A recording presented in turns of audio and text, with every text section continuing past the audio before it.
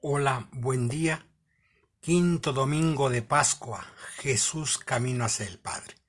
Del Evangelio según San Juan, capítulo 14, versículo del 1 al 12. No estéis agitados, fijaos de Dios y fiaos de mí. La casa de mi Padre tiene muchos aposentos. Si no fuera así, os habría dicho que voy a prepararlos su sitio. Cuando vaya os lo prepararé. Volveré para llevaros conmigo. Así donde esté yo estaréis vosotros. Ya sabéis el camino para ir donde yo voy. Tomás le dijo: Señor, no sabemos a dónde vas. ¿Cómo podemos saber el camino? Respondió Jesús: Yo soy el camino, la verdad y la vida. Nadie se acerca al Padre sino por mí. Si me conocéis a mí, conocéis también a mi Padre, aunque ya desde ahora lo conocéis y lo estás viendo. Felipe le dijo: Señor, preséntanos al Padre, con eso nos basta. Jesús le replicó: Con tanto tiempo que llevo con vosotros, ¿todavía no me conocéis, Felipe? Quien me ve a mí, está viendo al Padre. ¿Cómo dices tú, preséntanos al Padre? ¿No crees que yo estoy con el Padre y el Padre conmigo? Las cosas que yo os digo, no las digo como mías. Es el Padre que está conmigo realizando sus obras. Creedme, yo estoy con el Padre y el Padre está conmigo. Al menos dejaos convencer por las obras mismas. Sí os lo aseguro. Quien cree en mí hará obras como las mías y aún mayores, porque yo me voy con el Padre. Esta es palabra de Dios. Y es muy importante cómo vamos a comprender este texto. Primero vamos a ver el primer gran apartado para comprender esta pericopa. Este pasaje pertenece al llamado discurso de despedida, está dentro de este discurso. El tema central es el de la partida de Jesús. El discurso gira en torno a dos verbos: me voy y el verbo vuelvo. Me voy, de Juan 14, versículos 1 al 4. Indica el lugar hacia que él va y el camino para llegar a él. Jesús mismo es el camino para llegar al Padre. El futuro se hace presente en la fe al creer en Jesús. Y el segundo verbo, el vuelvo, Juan 14, 15 al 31. Es la Pascua, está anunciando su Pascua. Pone de manifiesto que la parusía del Evangelio de Juan coincide con la Pascua. Esta parusía significa la presencia de Dios y de Jesús. ¿En dónde?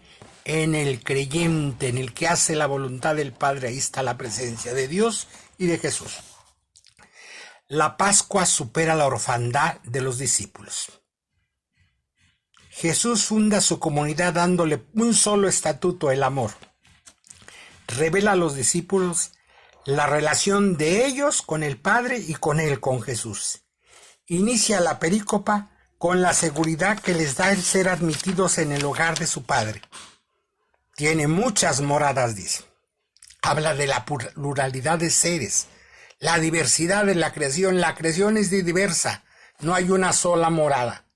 No solo los católicos, no solo los cristianos tenemos morada. Habla de muchas moradas. Los suyos serán miembros de la familia del Padre, que les acerca y los acogerá en su hogar. A continuación señala el camino hacia el Padre. En Juan 14, versículo del 4 al 6, el camino es el mismo. Jesús es uno con el Padre. Del versículo 7 al 11 hablará esto. Los discípulos pueden proseguir su causa. Las preguntas de los discípulos, en el versículo 5 y 8, son funcionales y cargadas de intención. Expresan la necesidad que todo el mundo tiene de escuchar la respuesta que Jesús da a estas preguntas provocadoras. Tomás le pregunta y le responde presentándose como el camino, la verdad y la vida. Y la vida es muy importante. En el Evangelio de Juan, en griego, no dice bios, dice zoe. Zoe es un verbo intransitivo, es el verbo vivir. Yo soy tu vivir. La vida es bios, es un sustantivo, la vida. No, aquí está un verbo intransitivo. Soy, dice el Evangelio de Juan. Soy tu vivir. Yo soy el camino, la verdad y tu vivir, no el sustantivo, la vida abstracto. Tu vida, tu propia, única e irrepetible. Ese soy yo. En la pregunta de Felipe se halla el intento interno, el deseo de todo cristiano, que Jesús manifieste inequívocamente quién es Él y qué poder tiene. La respuesta de Jesús cierra este camino y ofrece el signo de lo que está viendo. Quien me ve a mí, está viendo al Padre. No hay otra respuesta. Lo que miras. O sea, Jesús es la revelación del Padre, el único revelador. Ahora bien, esta perícopa tiene estas partes, este texto. ¿Qué nos dice a nosotros hoy, en medio de esta epidemia? El problema de muchas personas es vivir sin camino. Se mueven, hablan, se agitan, trabajan, se organizan, siempre andan corriendo, pero en realidad no van a ninguna parte. Viven girando siempre en torno a sí mismas y sus pequeños intereses. Su vida es pura repetición. No conocen la alegría del que se reinventa, del que crece, del que se cae, del que se levanta. Van añadiendo años a su vida, pero no saben infundir vida a sus años. Su existencia transcurre sin dirección ni horizonte. No saben lo que es extraviarse y obviamente no saben lo que es reencontrarse. No tienen la experiencia de ser guiados, sostenidos, orientados. Su vida se reduce a andar y de desandar. Nos falta descubrir que Cristo es un camino que hay que recorrer, el camino para coger la vida hasta su última plenitud. Todos queremos vivir y parece que todos sabemos vivir, pero la cosa no es tan sencilla. No se trata de ser vividores ni de ir tirando para la vida. Se trata de descubrir cuál es la manera más acertada, más humana, más plena de enfrentarse a una existencia que se nos presenta con frecuencia oscura y enigmática, llena de sorpresas. ¿Quién esperaba esta epidemia? ¿Quién esperaba esta cuarentena? Esa es la vida, esta experiencia oscura. No es iluminada, no es plena, es este claro oscuro. Tratar de vivir la vida con toda su plenitud en medio de esto. Por eso el verbo vivir intransitivo, con toda su profundidad y radicalidad de tu propia vida, no hay otra, es la tuya. Las primeras comunidades entendieron esta experiencia como un nuevo nacimiento. Hablaban del cristiano como una persona nueva. El Evangelio de Juan resume muy bien lo que Jesús significaba para las primeras comunidades. Yo soy el camino, la verdad y tu vivir. Recordemos esto siempre. Ser cristiano es antes que nada creer en Jesús. Tener la suerte de habértelo encontrado en el camino. Por encima de las creencias, de las fórmulas, de los ritos, de los credos, de las dogmas, de la moral. Lo verdaderamente decisivo en la experiencia cristiana es el encuentro con Jesús. Tu propia experiencia en encontrártelo en la vida. Y hay que caerse muchas veces para encontrárselo. Ir descubriendo por experiencia propia toda la fuerza, toda la luz, toda la alegría, toda la vida que podemos recibir de Él. Poder decir desde la propia experiencia que Jesús es el camino, la verdad y mi vida. Eso es ser cristiano. Pero muchas veces estamos como Felipe. Con tanto tiempo le responde Jesús que llevo con vosotros y todavía no me conoces. Muchos que frecuentan muchos templos no lo conocemos.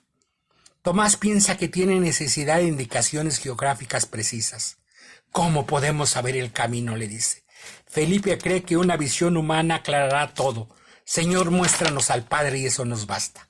Jesús le hace entender, y a nosotros también, que lo que nos falta es una mirada iluminada por la fe. Ella es la única que permite entrever, no en la claridad, sino en el claroscuro de la fe, el rostro del Padre. Para eso es maravilloso el mundo del símbolo.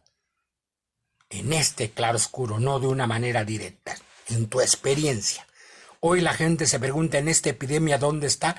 En ti, en los médicos, en la esperanza, en la fuerza, en los que luchan, en los que están llevando control de todo esto. Ahí está la experiencia de fe. Lo que le falta a Felipe y a nosotros es el conocimiento profundo del Maestro. Por eso el conocimiento sana y salva de la ignorancia. Conocer es el acto más subversivo de la especie humana, decía un gran teólogo brasileño presbiteriano. Rubén Alves, es el acto más subversivo y eso nos invita a Jesús a conocer. Lo que necesitamos no son visiones, sino una fe capaz de mostrar cosas maravillosas. Dice el texto, el que cree en mí, también él hará obras que yo hago y aún mayores. Lo que nos falta es fe. Los caminos de Dios deben ser los nuestros. Hoy que andamos en estas crisis de epidemia tristes, tenemos que entender esto. El miércoles pasado fue una gran fiesta para el mundo y nuestras hermanas y hermanos budistas, la fiesta de Vesca. El nacimiento, el despertar, la iluminación y la trascendencia de Buda. Un abrazo a todos nuestros hermanos y hermanas budistas. Yo le debo muchísimo a este caminar espiritual del budismo. Conocer, despertar. Los cristianos tenemos que despertar, estamos muy dormidos. Hoy también es 10 de mayo. Felicidades a las madres. La maternidad es un don, es un regalo. Una maternidad libre, no forzada, no violentada. Gracias a su amor y a su fuerza a las madres. Su regalo es su propia experiencia, no son sus hijos, son su experiencia de donar vida libremente, la experiencia libre. Por eso la maternidad libre es un regalo, no forzada. Cuídense también ustedes. Su primera experiencia es con ustedes mismos. Dar vida. Agradezcan este don de dar la vida. Es experiencia maravillosa. Agradezcan a la divinidad haber venido y quienes decidieron esta maternidad. Es un regalo que les cambió la vida. Agradezcan caminar este camino, pero no forzada. Y ser madre es toda la vida, pero los hijos y las hijas tienen edad diferentes, déjenles crecer. No les resuelvan toda la vida. Una madre hasta que duela, eso no tiene sentido. El Evangelio de hoy nos dice hay que conocer a Jesús. Pues felicidades, vivamos nuestra experiencia de cuarentena, vivamos nuestra experiencia, no de con temor, sino con la esperanza. Conocer es el acto más subversivo, como decía este teólogo, de la especie humana. Muchas felicidades, maternidades libres.